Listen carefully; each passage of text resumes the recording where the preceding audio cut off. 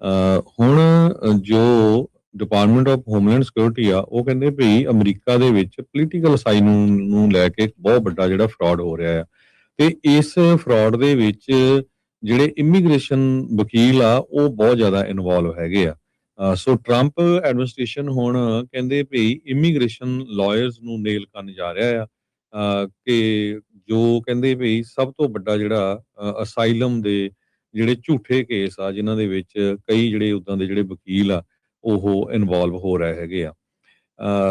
ਖਾਸ ਕਰਕੇ ਜਿਹੜਾ ਅਸਾਈਲਮ ਆ, ਇਹ ਸੀਗਾ ਤਾਂ ਇਸ ਕੰਮ ਦੇ ਲਈ ਵੀ ਜੇ ਕਿਸੇ ਦੇ ਨਾਲ ਸੱਚਮੁੱਚ ਹੀ ਧੱਕਾ ਹੁੰਦਾ ਕਿਸੇ ਮੁਲਕ ਦੇ ਵਿੱਚ, ਉੱਥੇ ਉਹਦੀ ਲਾਈਫ ਨੂੰ ਖਤਰਾ ਆ, ਤੇ ਉਹ ਪੋਲੀਟੀਕਲ ਅਸਾਈਲਮ ਲੈ ਸਕਦਾ।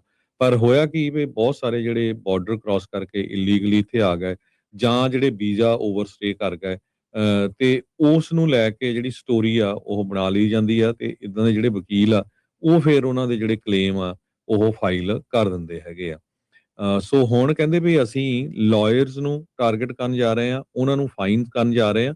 ਸੋ ਬਹੁਤ ਸਾਰੇ ਕਹਿੰਦੇ ਲਾਇਰ ਵੀ ਨਹੀਂ ਹੈਗੇ, ਕਈ ਪੈਰਾਲੀਗਲ ਜਾਂ ਕੋਈ ਹੋਰ ਜਿਹੜੇ ਲੋਕ ਹੈਗੇ ਆ, ਉਹਨਾਂ ਦੇ ਕੋਲ ਕਿਸੇ ਤਰ੍ਹਾਂ ਦਾ ਲਾਇਸੈਂਸ ਵੀ ਨਹੀਂ, ਉਹ ਵੀ ਜਿਹੜੀ ਹੈਲਪ ਕਰਦੇ ਸੀ ਇਦਾਂ ਦੇ ਜਿਹੜੇ ਕੇਸ ਆ ਉਹ ਅਪਲਾਈ ਕਰਨ ਦੇ ਲਈ।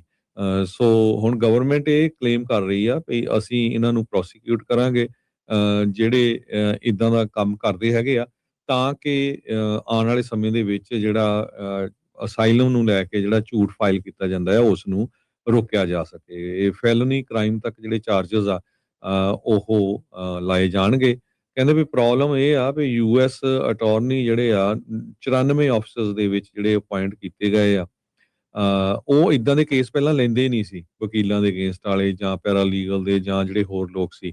ਪਰ ਜਿਹੜੇ ਐਕਟਿੰਗ ਅਟਾਰਨੀ ਜਨਰਲ ਬਲੈਂਚੀ ਆ, ਜਿਨ੍ਹਾਂ ਦੀ ਕਨਫਰਮੇਸ਼ਨ ਹੋਣੀ ਆ, ਆਪਾਂ ਪਹਿਲੀ ਖਬਰ ਦੇ ਵਿੱਚ ਸਾਂਝੀ ਕੀਤੀ ਸੀ, ਉਹਨਾਂ ਨੇ ਇੱਕ ਸਪੈਸ਼ਲ ਅਟਾਰਨੀ ਅੰਡਰ 28 USC 543 ਉਹ ਅਪਾਇੰਟ ਕਰ ਦਿੱਤਾ ਆ, ਜੋ ਕਿ ਇਦਾਂ ਦੇ ਜਿਹੜੇ ਵਕੀਲ ਆ ਉਹਨਾਂ ਦੇ ਪਿੱਛੇ ਜਾਣਗੇ, ਜਾਂ ਪੈਰਾਲੀਗਲ ਜਾਂ ਹੋਰ ਜਿਹੜੇ ਲੋਕ ਹੈਗੇ ਆ ਸਪੋਰਟ ਕਰਦੇ ਆ ਪੋਲੀਟੀਕਲ ਅਸਾਈਲਮ ਨੂੰ, ਜਿਹੜੀਆਂ ਫੇਕ ਐਪਲੀਕੇਸ਼ਨਾਂ ਜਾਂ ਫੇਕ ਸਟੋਰੀਆਂ ਬਣਾ ਕੇ। ਸੋ ਇਹ ਹੁਣ ਕਹਿੰਦੇ ਵੀ ਸਪੈਸ਼ਲ ਇੱਕ ਅਟਾਰਨੀ ਉਹਨਾਂ ਵੱਲੋਂ ਲਾ ਦਿੱਤਾ ਗਿਆ ਹੈਗਾ ਆ। ਕਹਿੰਦੇ ਵੀ ਇਹ ਹੋ ਤਾਂ ਬਹੁਤ ਲੰਮੇ ਸਮਾਂ ਤੋਂ ਚੱਲ ਰਿਹਾ ਸੀ, ਪਰ ਐਕਟ ਅਸੀਂ ਹੁਣ ਕਰਨ ਜਾ ਰਹੇ ਹੈਗੇ ਆ। ਜੀ ਬਿਲਕੁਲ।